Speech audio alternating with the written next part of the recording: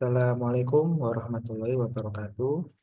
Perkenalkan, nama saya Mario Bagus Oktavianto.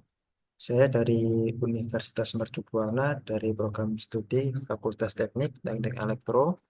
Di sini saya akan mempresentasikan tugas besar satu yang berjudul simulasi motion sensor atau sensor PIR dengan servo motor menggunakan ESP32 untuk pintu otomatis pada mata kuliah perancangan berbasis mikroprosesor.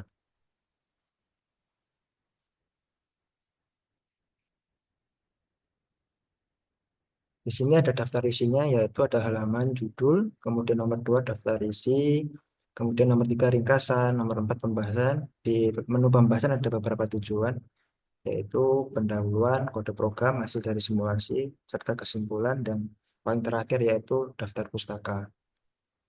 Ringkasan, pada simulasi kali ini akan dibahas tentang motion sensor dan motor servo yang dikontrol menggunakan ESP32 untuk kendali pintu otomatis, serta membahas simulasi dan coding dari rangkaian yang dibuat. Tujuan dari presentasi ini adalah memberikan definisi umum tentang IoT, sensor PIR, dan ESP32, serta mensimulasikan rangkaian untuk mengontrol motor servo dan dapat ditampilkan pada platform Bailink. Yang pertama-tama kita akan membahas dulu apa itu IoT. Internet of Things merupakan pengembangan ilmiah yang menjanjikan untuk mengoptimalkan kehidupan berdasarkan sensor pintar dan perangkat pintar yang berkolaborasi melalui jaringan internet, menurut Keoh Kumar, Sovaining 2014. Misi Internet IoT adalah membangun jembatan antara dunia fisik dan informasi. Misalnya adalah cara memproses data yang diterima dari perangkat elektronik melalui antarmuka pengguna ke perangkat. Sensor mengumpulkan data fisik mentah dari skenario dunia nyata, jam, mengubahnya menjadi format yang dapat dimengerti mesin yang dapat dengan mudah dipertukarkan antara berbagai format data atau benda. Kemudian kita akan membahas pengertian motion sensor dan ESP32. Motion sensor atau PIR, pasif infrared, merupakan sensor yang mendeteksi radiasi inframerah yang dipancarkan suatu benda. Benda yang dapat menghasilkan radiasi inframerah adalah benda yang menghasilkan panas. Benda-benda tersebut antara lain adalah hewan dan manusia.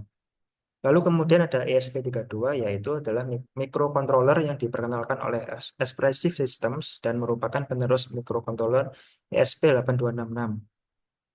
Microcontroller sudah memiliki modul Wi-Fi pada chipnya yang sangat mendukung dalam pembuatan sistem aplikasi Internet of Things. Pin pada ESP32 ini juga dapat digunakan sebagai input atau output untuk menghidupkan LCD, menerangi lampu, atau menggerakkan motor DC. Kemudian yang terakhir adalah pengertian platform Bailink. Bailink adalah platform aplikasi untuk iOS dan Android untuk mengendalikan perangkat seperti Arduino, Raspberry Pi melalui internet. Bailink juga merupakan dashboard digital yang memungkinkan Anda membuat antarmuka grafis untuk alat yang dibuat hanya dengan widget, seret, dan lepas. Bailink dirancang untuk Internet of Things di mana perangkat keras dapat dikontrol dari jarak jauh, menampilkan data sensor, menyimpan dan memvisualisasikan data, dan masih banyak lagi yang dapat dilakukan dengan Bailink. Sekarang kita menuju menu pembahasan antara integrasi peer motion sensor dan ESP32. Dalam rancangan ini, sensor peer digunakan untuk mendeteksi gerakan yang kemudian akan dikontrol oleh ESP32 dan juga dapat ditampilkan pada platform Bailink untuk dapat dilihat secara real time. Hasil dari output ini adalah motor servo yang digunakan untuk menggerakkan pintu. Adapun beberapa komponen yang digunakan adalah sebagai berikut. Satu adalah motor servo, 2 ESP32, nomor 3 peer motion sensor, dan nomor 4 adalah LCD OLED SSD 1306.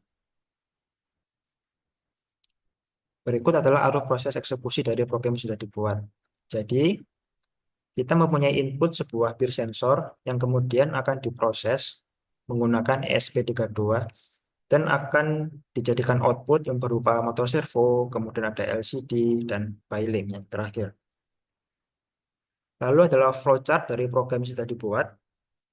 Yang pertama adalah start, kemudian ada initialize serial WiFi OLED Bailink untuk menginisialisasi serial dari data tersebut. Kemudian kita masuk ke enter main loop. Jika enter main loop, sudahnya kita akan membaca statusnya peer motion sensor, yaitu jika peer height, jika yes, maka akan ke peer state-nya ke low. Statusnya akan peer state low, kemudian jika yes, maka pintu akan terbuka dan akan diupdate pada platform Bylink. Kemudian jika status peer height-nya yaitu high atau no, maka jika yes, pintu akan menutup dan akan diupdate pada Bylink. Tetapi jika no, maka akan kembali ke loop lagi atau continue loop yang kemudian akan berputar lagi menuju enter main loop lalu ke read peer sensor kembali. Dan ini adalah wiring diagram rangkaian. Di sebelah kiri ada LCD OLED SSD 1306, kemudian ada ESP32, yang tengah ada peer motion sensor dan yang paling bawah ada motor servo. Di sini LCD OLED dihubungkan grounding ke grounding ESP32, kemudian yang VCC kita hubungkan ke 3,3 voltnya ESP32, lalu untuk SCL kita hubungkan ke nomor 22, yang kemudian untuk SDA-nya kita hubungkan ke nomor 21. Untuk motion sensor, kita hubungkan datanya ke pin nomor 13. Lalu yang untuk motor servo kita hubungkan pin datanya ke nomor 14.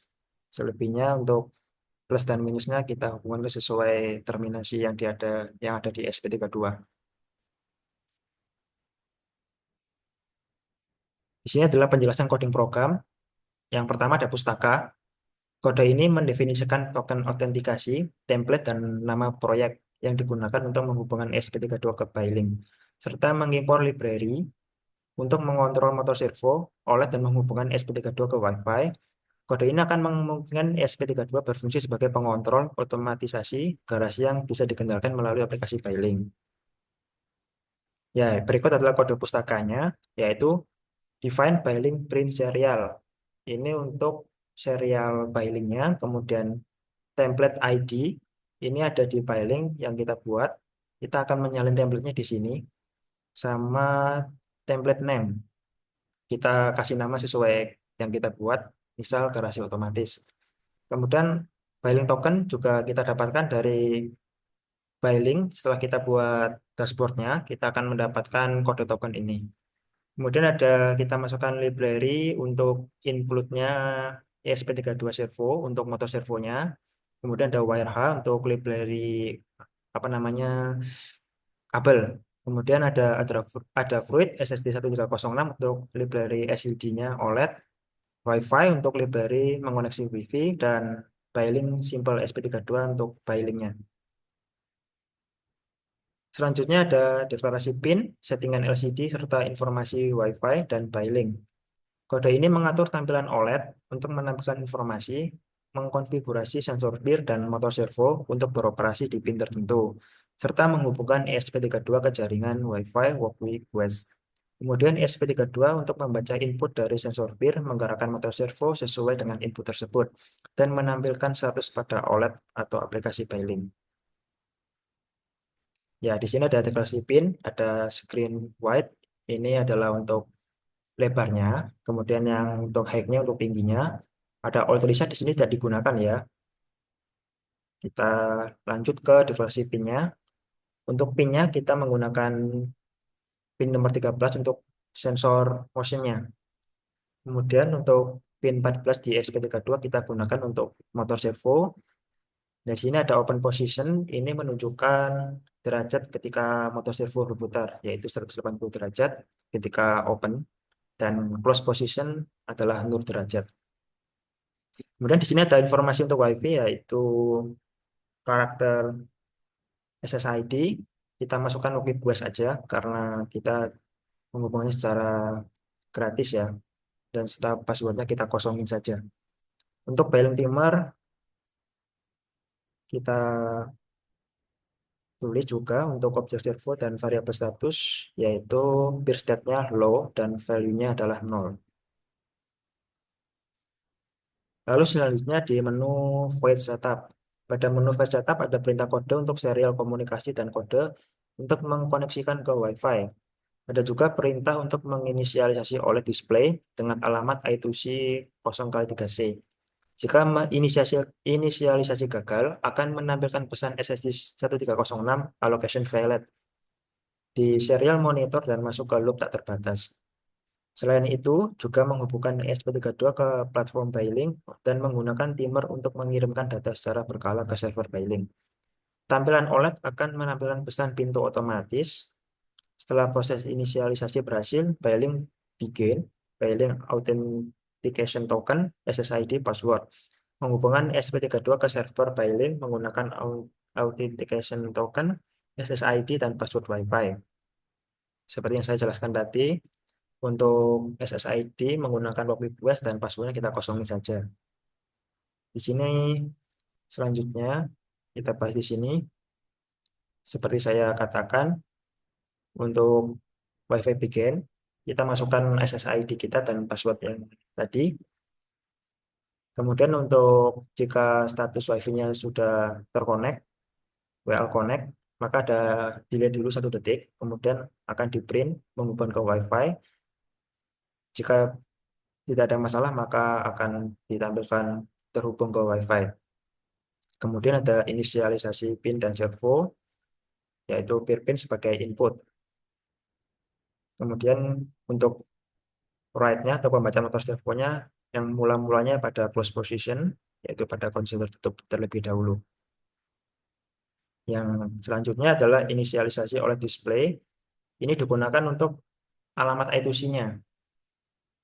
Kita menggunakan switch up VCC 0x3C alamatnya. Kemudian kita mendeklarasikan display, kemudian text size-nya untuk ukuran teks, kemudian text color untuk warna teksnya. Set kursor ini kita gunakan untuk menempatkan tulisan. Kita pakai di 8,8 untuk menempatkan tulisan Mario Bagus Octavian. Kemudian ke 5,20 untuk penempatan tim saya 412, 414, 221.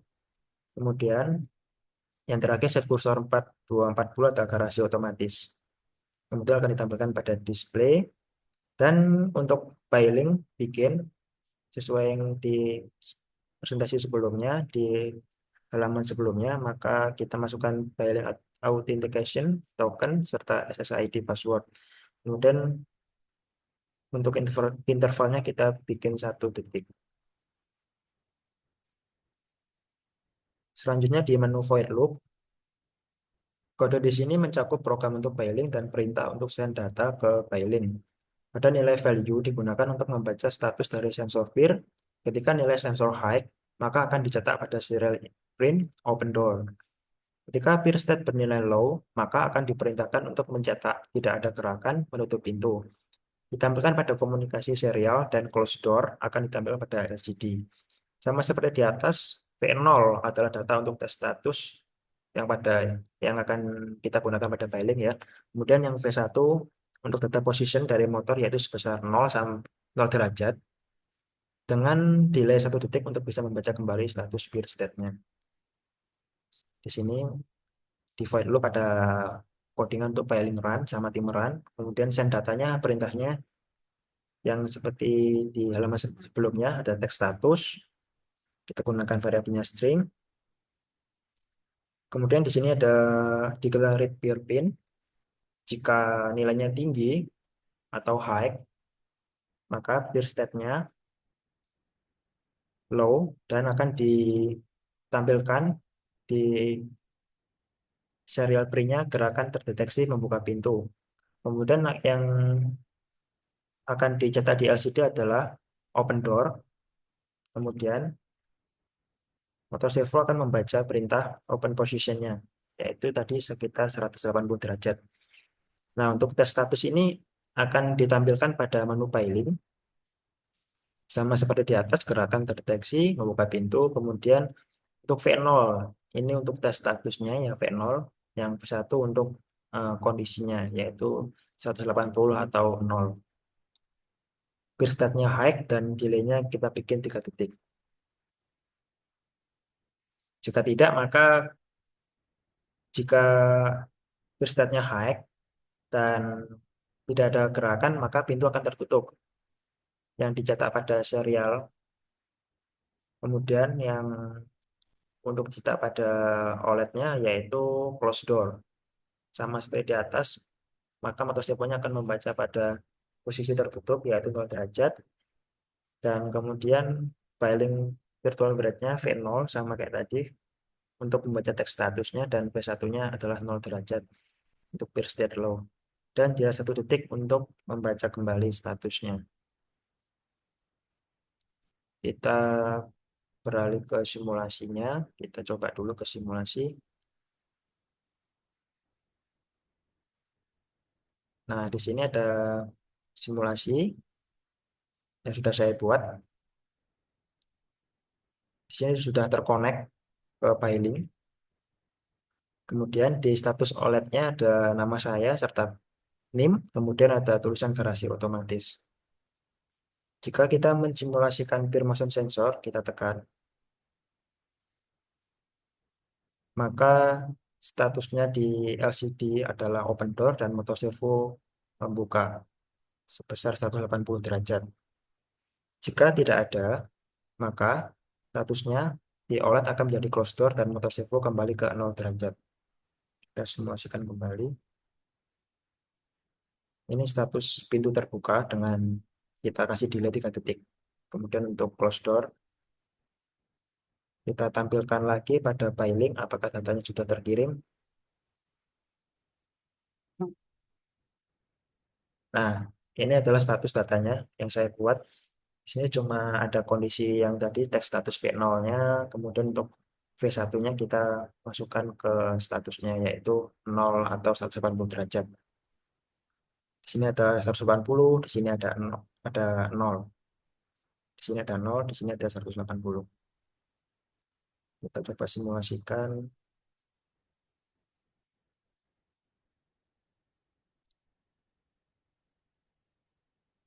Nah, statusnya tadi 180. Ini membaca derajatnya ketika open position.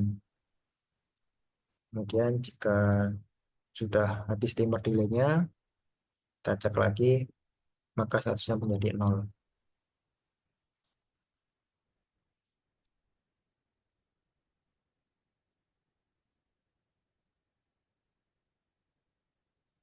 Jadi hasil simulasi, ketika dilakukan pengujian pada program di Walkway, jika kita menekan sensor peer, maka motor servo akan berputar sebesar 180 derajat dan pada LCD akan ditampilkan status open door.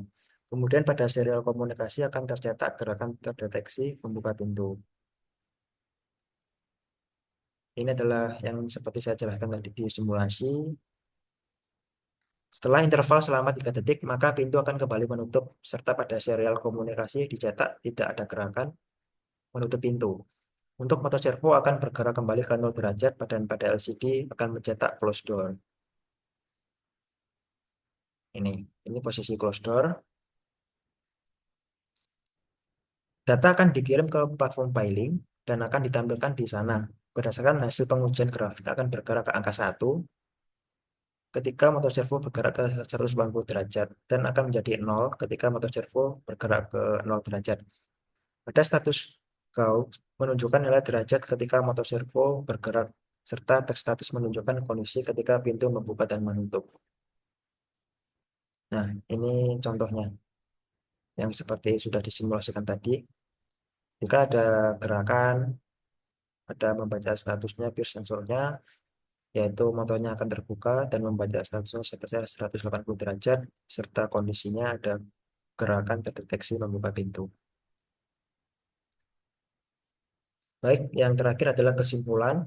Internet of Things merupakan pengembangan teknologi yang menjanjikan untuk mengoptimalkan kehidupan sehari-hari dengan memanfaatkan perangkat pintar yang saling terhubung melalui jaringan internet. Dalam IoT, sensor digunakan untuk mengumpulkan data fisik dari dunia nyata yang kemudian diproses menjadi informasi yang lebih bermakna untuk diakses oleh manusia atau sistem lainnya.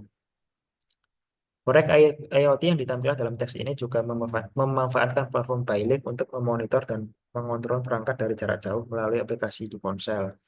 OLED display digunakan untuk memberikan tampilan status sistem secara real time, Dalam simulasi yang dilakukan menggunakan walkway, sensor PIR mendeteksi gerakan yang kemudian direspon oleh SP32 dengan menggerakkan motor servo untuk membuka dan menutup pintu otomatis. Status ini ditampilkan pada OLED display setelah dikirim ke platform Bylink untuk dipantau secara real time. Dan ini adalah daftar pustaka yang saya gunakan, atau dari Ramadhani, kemudian ada Kusuma, Mulyadi, Bylink 2018, ada L, dan Amrullah. Baik, sekian presentasi dari saya. Ada kurang lebihnya saya mohon maaf. Saya akhiri. Wassalamualaikum warahmatullahi wabarakatuh.